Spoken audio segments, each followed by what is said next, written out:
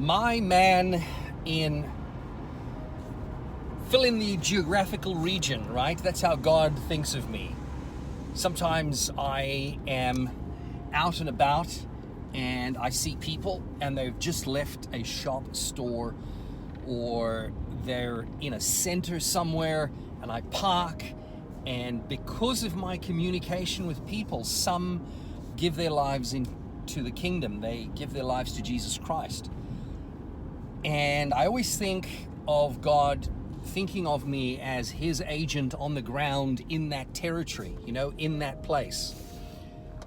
My man in Zone 7, my man on the ground behind enemy lines in Zone 57, whatever it is. I'm that man. I'm the person that you can deploy to get some of the job done. I'm not always the best at getting all of the job done, but I do the best that I can.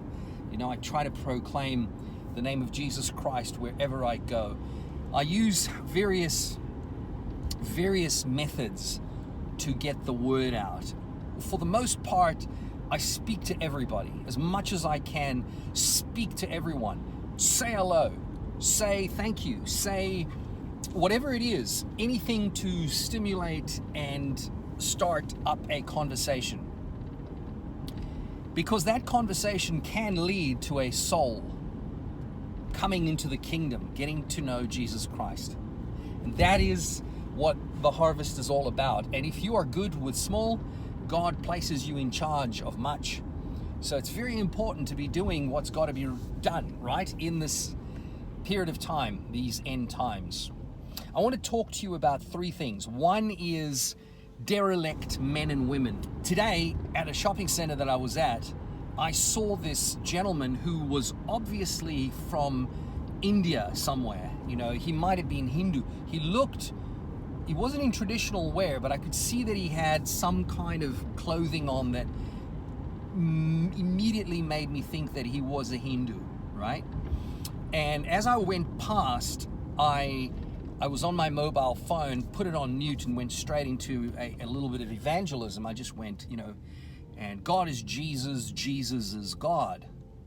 And that's very powerful, that little nub of information, because it really hones it all down to Jesus Christ, as Lord and Savior, as the direct communication between Yudevave, God Almighty, the creator of all things, and humanity, and his subsequent embodiment here on the earth to come and rescue humanity from the guiles, deception of the enemy. And when I said that, I thought to myself, this is probably the only time that he has actually ever heard the name Jesus Christ. Because he didn't look like he had been around here for a while. It looked like he'd just come off an airplane. I have studied the Vedic texts, all 4,500 pages, plus the massive amounts of follow-up information to that, the four Vedas, the 12, compendium cycles. And I was always looking for massive, epic stories that I could put into some kind of circulation in the movie industry. And this is before I became a real Christian, because even though I grew up in a Christian childhood, I was like an elastic band. I went far out, completely outside of Christianity, and just looked into all of the religions, because I was busy. I don't think I was really researching for the truth. In a way I was, but I was also looking at plot lines and stories that I could turn into motion pictures. The construction works on the Tower of Babel, and all of these cultures went off away from the centralized area. All right, and we've done programs on the Akkadian people and the Akkadian race, and Babylon and Nebuchadnezzar and the Assyrians were all part of the Akkadian cultures. And if you look up, you'll see some of our other videos of this channel that show why these pagan deity principality nations were set up. There were real reasons why those nations were put into place. Because you see, what was happening was that Lucifer was putting together all of the building blocks, and literally, for forthcoming civilizations. Those civilizations were all going to lead to the technologies that eventuated from those early building blocks. And but it was all, these were all nations that were under the auspices and supervision of these demons who ran these principalities. They were literally given these principalities to run, and they created their own matrices to jail the mind, right? So their job was to separately create a continuum of competitor principalities that would aim for the finishing line, so that one of them, at least one or two, would get to that finishing line first. This is why when people say, the Antichrist, this and that, and at any one time there are many Antichrists ready to go. Lucifer has got a lot of them. Right now on the world stage, there are quite a few of them that are the potential, possible, eventual Antichrist, the 11th one, the 11th horn, the little horn, right? There are many candidates for that position, many. And the hope that Lucifer has is that at least one out of these bumpkin, useful idiot humans are actually going to make it.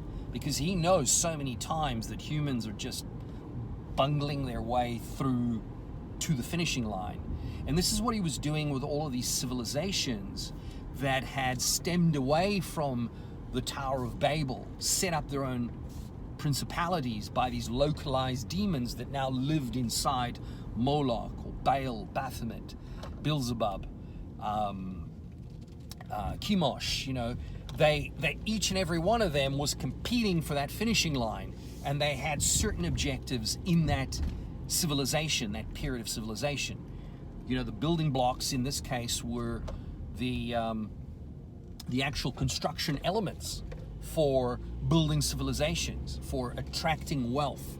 So much wealth that wealth would enable these kings, if they didn't dilute it all with their own personal greed and gluttony, but they would use all of this wealth to eventually put into place an elite that were going to become the custodians of knowledge and information that were to eventuate into a ruling class that would operate from behind the scenes, as we read from Adam Weishaupt and Robert Corden's book and Manly P. Hall, the Freemasons. So we know that there's been this